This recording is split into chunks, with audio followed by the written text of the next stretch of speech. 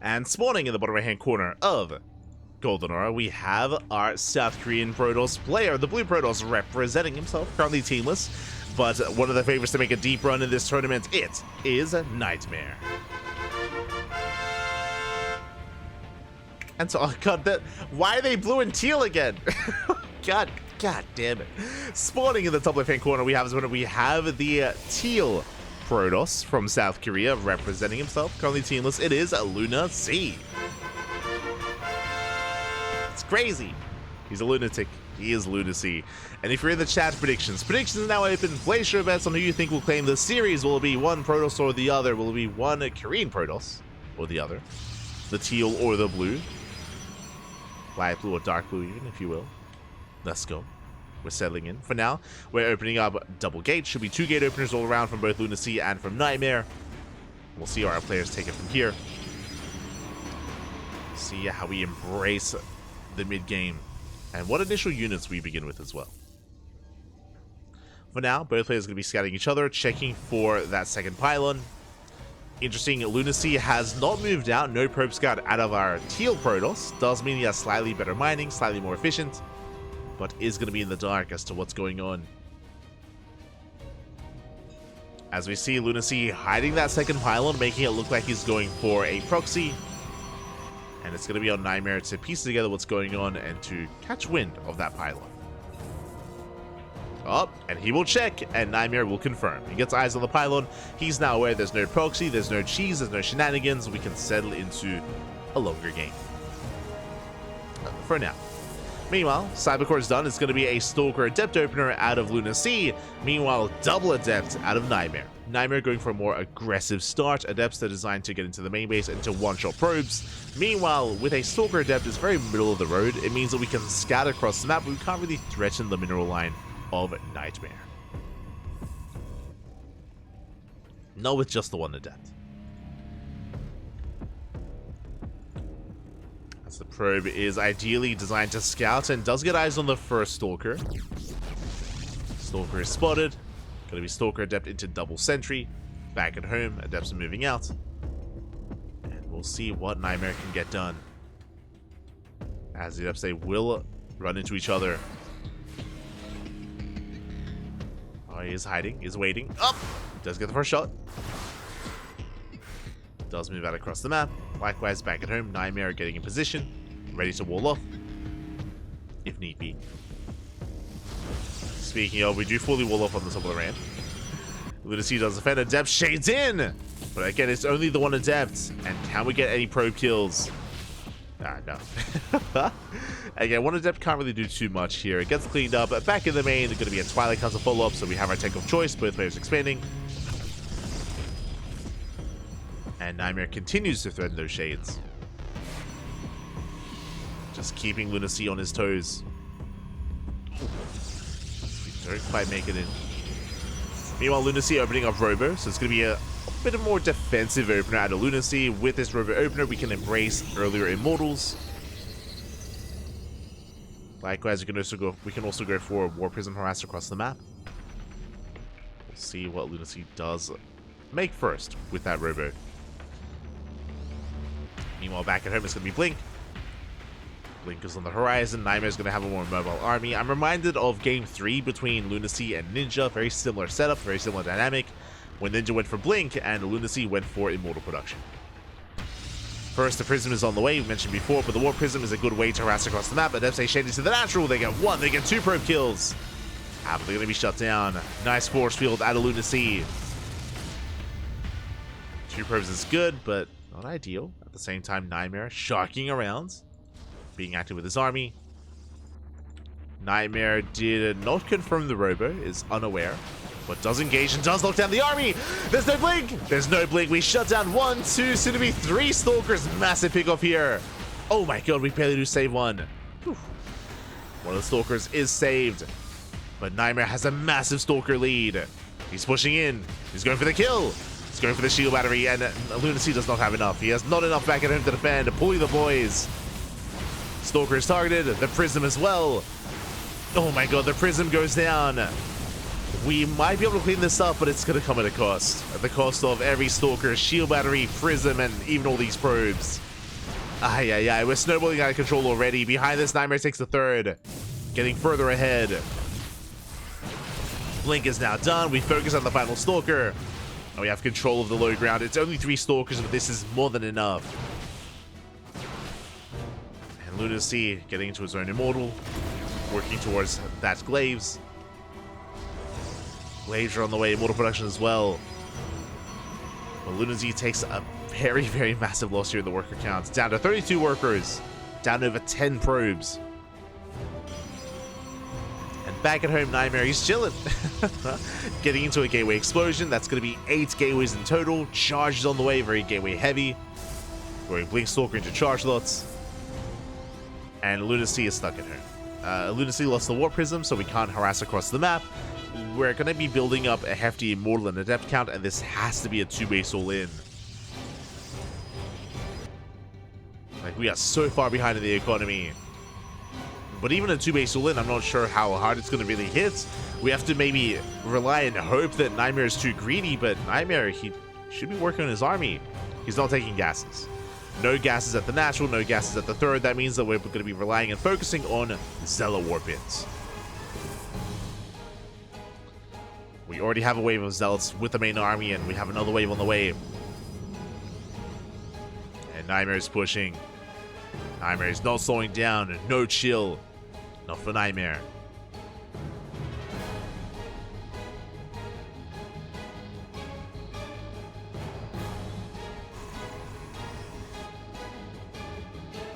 NightMare is moving out. LunaSea getting caught out of the open. Not like this. We need shield batteries in the overcharge. We need our defensive position, and alas, we pull away. Sentries go down. Shield battery gets targeted, and the shield battery is going to fall. And there's also a collapse on the main army.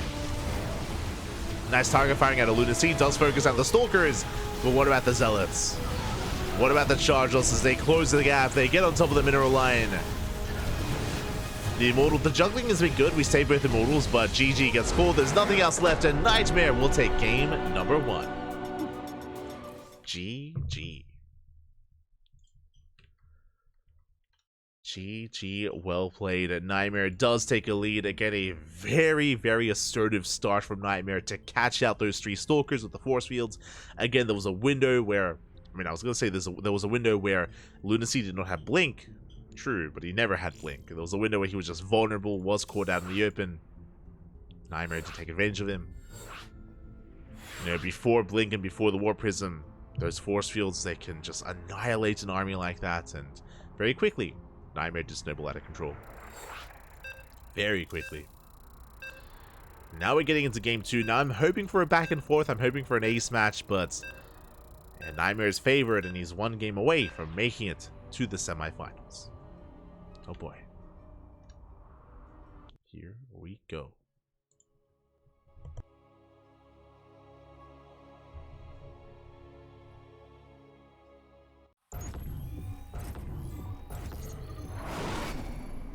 And spawning in the top left-hand corner of Side Delta, we have our South Korean Protoss player, the Blue Protoss, representing himself. Leading the series 1-0, 1 game away from advancing on to the semifinals. It is NightMare. And spawning in the bottom right-hand corner, we have as opponent, we have the Teal Protoss player from South Korea. Down in this series, he has to fight back here and now to force that ace match. It is LunaSea.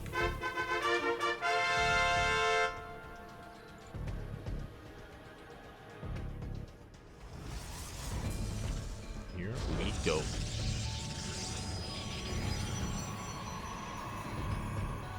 Now, this is going to be an interesting dynamic here where we're loading into Side Delta, so economic openers are favored. Because of that, 1-base all-ins are also quite viable on this map as well. And LunaSea, he's going on a bit of a trip. Where are we headed? Where are we going? Looks like we're throwing down a proxy pylon. Now, is this real or fake? That is what I'm curious about. Pylon is thrown down, and do we commit with this? Now, the pylon placement is quite far away from NightMare's base, so if this was a proxy, most likely a Stargate. Not the best position for a Robo, for example. just because it takes that much longer for Immortals to reinforce. Gateway's finishing up, Cybercore is on the way, and the probe is in position. Once the Cybercore finishes up, we can throw down that Stargate, assuming it is a Stargate. Technically, it could be a Twilight Council into a Dark Shrine. True, that's also viable. But a little bit more niche, I should say, as a build. Meanwhile, both players are setting up for their expansions. Interesting, NightMare throwing down the second gateway. Very safe response. I mean, I say safe, also an aggressive one as well. NightMare delays his own expansion. And LunaSea is not even scouting. DTs? I mentioned before that Twilight Council and a Dark Shrine is a very niche kind of proxy and niche kind of build, but that's what we're headed towards. Otherwise, why would we proxy the Twilight Council? Show us the Dark Shrine. Show us the Invisible Man. Let's go. LunaSea shutting down that probe. At least attempting to. Keeping NightMare in the dark. Probe is going to be chased down. We will chase down that worker. And there it is. The Dark Shrine has been placed. One base all in from LunaSea. Meanwhile, NightMare moving out with his initial army. Can threaten his opponent. Rover's on the way. NightMare does take a shot to the face, but we have the Zealot to tank some shots. Now, with this Robo opener, it's very safe. It gives us Immortals. It also gives us Observers. Detection is available. The game will not just end. If NightMare went for any other tech, then he would be in trouble. But we have a way to deal with the DTs. We have an answer for the Dark Templar.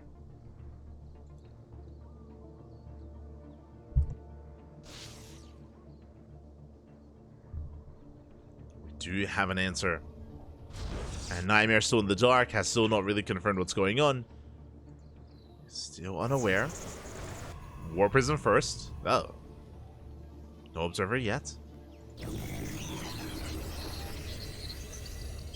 And there is a real chance here that the DTs can still slip in and wreak havoc before the Observer pops out.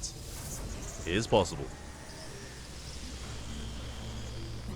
There we go. DTs are warping in. They're on the way. Do we make the Observer? We do. Oof.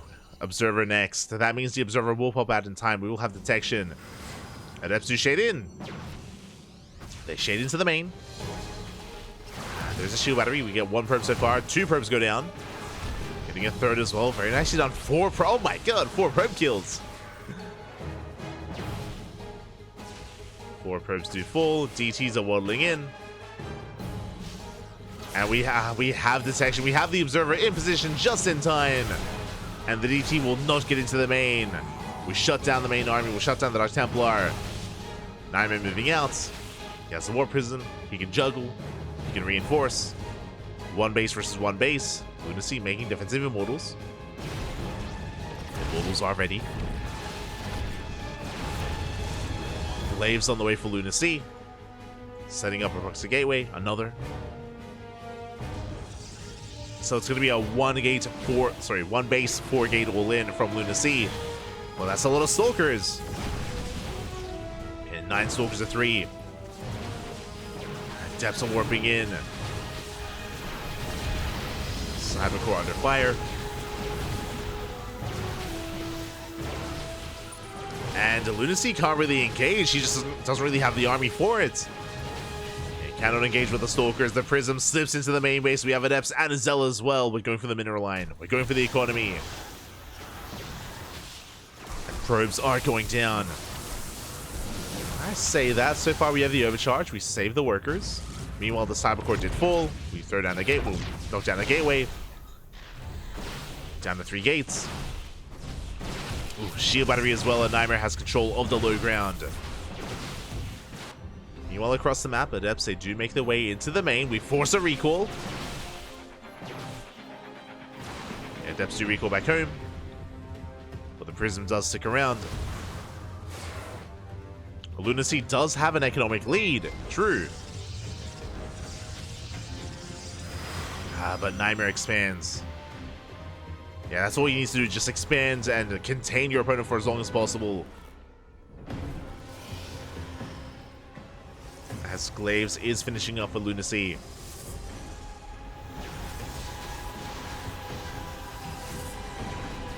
NightMare keeping LunaSea pinned. Meanwhile, he's looking for the proxy, trying to figure out what's going on. Trying to find that gateway. As LunaSea is rebuilding the Cybercore, he actually can't make any attempts.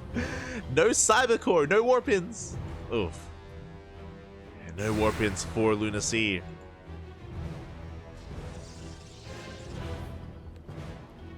Meanwhile, Dark Templar being dropped into the main. Has potential. Observer's not quite in position for this. Meanwhile, LunaSea going to be expanding, moving out. DT waddling in, does one-shot probes. Yeah, the shield battery does nothing. Gonna get 3, 4, 5 probe kills. Pretty good damage so far, and we can save it as well. Oh. Can save it as the Observer is a little bit slow to respond. Oh my god. No! Okay, calm down! As the LunaSea takes a lot of damage but does escape.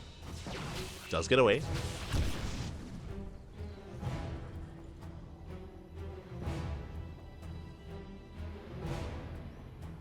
Meanwhile, NightMare, after losing all those workers, is actually behind in the worker counts. Down in probes. Still a very tense game. Very tense back and forth. Oh!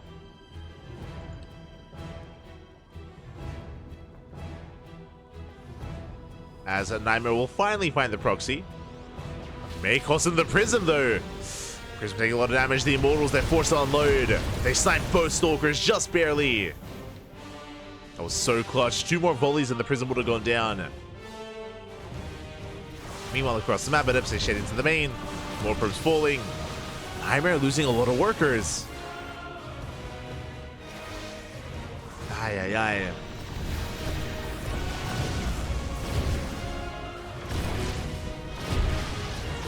A lot of workers going down. Meanwhile, the Prism dropping into the main base. Points being pulled. We shut down the Stalkers. But at the same time, LunaSea does not turn around. We're committed. LunaSea is committed with 3 Immortals. Can we break down this front door? We have potential. The Raven's force field. It'll be there's just too much DPS. There's just too much army here for NightMare. Across the map, that's going to be 18 probe kills. Oh my god, we eviscerate the economy. There's barely anything left for LunaSea. It's all or nothing. And we're almost down to nothing. 3 Immortals remaining. Down to 7 probes. Barely an economy. We defend the main base. We collapse on top of the Immortals as well. We lock them down. And it looks like NightMare will clean up this army. The last remaining force of LunaSea. It's going to go down. We pick off all 3 Immortals. Oh. Stalker as well. And LunaSea, we're huffing a little bit of copium at this point. We're down to 6 probes, down to 3 adepts, 1 Stalker, 1 Prism, and a Dream. And some copium. A healthy amount. As NightMare, he's been able to keep up with the aggression of his opponent and DT into the main base. But we have detection. The Prism! Oh my god. Does survive. GG gets called as that was our only chance. That's all we had left. And NightMare will take the series 2-0, advancing on to the semi-finals. GG. GG, well played. Congratulations here to NightMare. He does take the series, does advance on. My condolences to LunaSea, but he did make a series out of it. LunaSea did fight his heart out, and hey, even this game went for a proxy Dark Shrine, which we do not often see. It is, again, very rare builds nowadays in PvP, so I appreciate how chaotic LunaSea was. But NightMare, for the most part, was able to keep up. NightMare was losing a lot of probes throughout this game, but did maintain himself, did deny the expansion of his opponent, and was able to get into his own second base economy. GG. GG, well played. NightMare does take it. And the question becomes, who's up next? Who is up next? As we switch our scenes over